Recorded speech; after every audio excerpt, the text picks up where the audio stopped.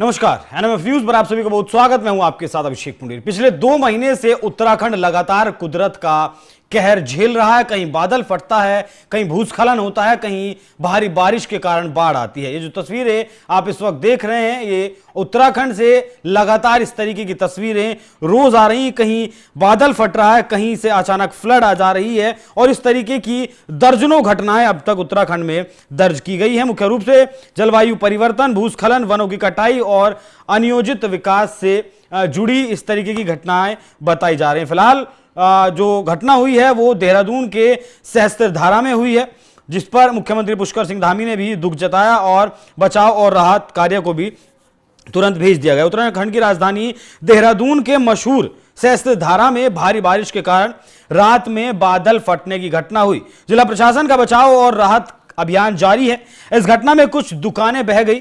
जिला प्रशासन ने आसपास के लोगों को रात में ही सुरक्षित स्थानों पर पहुंचा दिया था।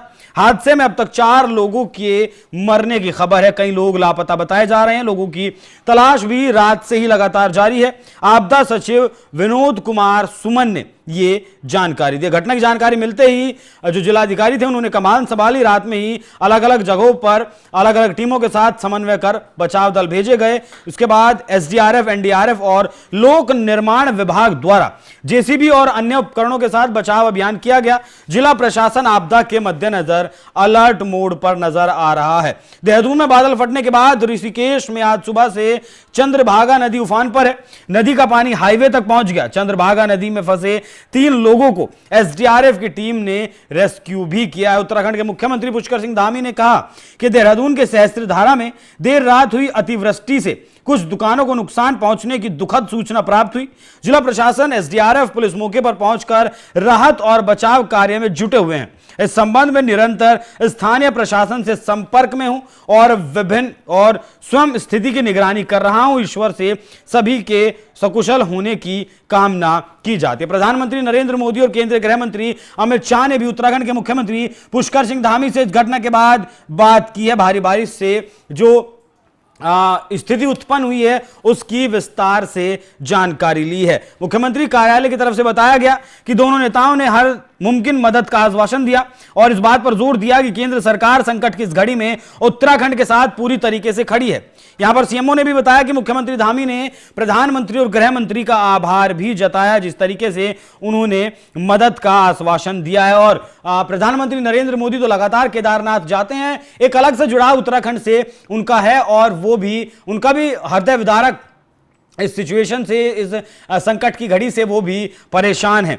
यहां पर जो जितना जल्द बचाव कार्य हो सके वो बचाव कार्य लगातार किया जा रहा है। अगर कुछ आंकड़ों की माने तो पिछले 2 महीने में कम से कम उत्तराखंड में 6 बादल फटने की घटनाएं हुई जो फ्लैश फ्लड का कारण बनी। ये घटनाएं अलग अलग जिलों में फैली। लगभग 20 से 25 फ्लड्स या फिर बाढ़ की घटनाएं भी दर्ज की गई, जिनमें कई घटनाएं बादल फटने से प्रेरित थी। 29 जून की बात करें तो उत्तरकाशी यमुनोत्री हाईवे, 5 अगस्त में धराली हर्षिल में हुआ, 6 सितंबर में श्योरी फल पट्टी में बादल फटना, नाला उफान पर आ गया। 29 अगस्त की बात करें तो चमोली और रुद्रप्रयाग में बादल फटा, भूस्खलन हुआ, जिसकी वजह से फ्लैश फ्लड से लोगों का सामना हुआ। 5 सितंबर को बादल फटा चमोली में। 16 सितंबर को देहरादून के सहस्त्रधारा में, तपकेश्वर में बादल फटा, भारी बारिश हुई, जिससे फ्लैश फ्लड वहां भी आया है। 20 से ज्यादा फ्लड्स आ चुकी हैं। अब तक कुल मौतें लगभग, अंदाजा ऐसा है कि 48 से 50 मौतें अब तक हुई हैं और 250 से ज्यादा लोग लापता हैं। तो जिस तरीके से कुदरत का कहर उत्तराखंड में लगातार जारी है, उसे देखते हुए उत्तराखंड के मुख्यमंत्री पुष्कर सिंह धामी लगातार हालात पर नजर बनाए हुए हैं और वो खुद कभी ट्रैक्टर लेकर वो बाढ़ग्रस्त इलाकों में पहुंच जाते हैं, तो कभी वो पैदल ही उन सड़कों का मुआयना करने के लिए निकल पड़ते हैं जिन सड़कों को नुकसान इस बाढ़ से, बादल फटने की घटनाओं से हुआ है। जिस तरीके से सड़क पर उतरकर मुख्यमंत्री पुष्कर सिंह धामी काम कर रहे हैं, खुद वॉर रूम में जाकर जहां भी बादल फटता है या जहां भी बाढ़ की घटना का पता चलता है वहां की जानकारी खुद लेते हैं और जिस तरीके से राहत बचाव कार्य के लिए वो अल्टीमेटम दे रहे हैं, क्योंकि उन्हें पता है कि एक एक जिंदगी कीमती है, एक एक जिंदगी की कीमत है उसके परिवार के लिए, राज्य के लिए और देश के लिए। लेकिन उसके बावजूद भी कहा ऐसा जाता है कि कुदरत के सामने किसी की नहीं चलती है। तो उत्तराखंड भी पिछले 2 महीने से लगातार कुदरत के कहर को देख रहा है और उससे पीड़ित भी है। और मुख्यमंत्री की तस्वीर आप देख ही रहे हैं किस तरीके से वो खुद पैदल सड़क पर उतरकर बाढ़ग्रस्त इलाकों में जहां भी बादल फटता है वहां पहुंच रहे हैं। बाकी इस पूरे विषय पर आप क्या सोचते हैं, अपनी राय हमें कमेंट बॉक्स में जरूर बताइएगा। नमस्कार।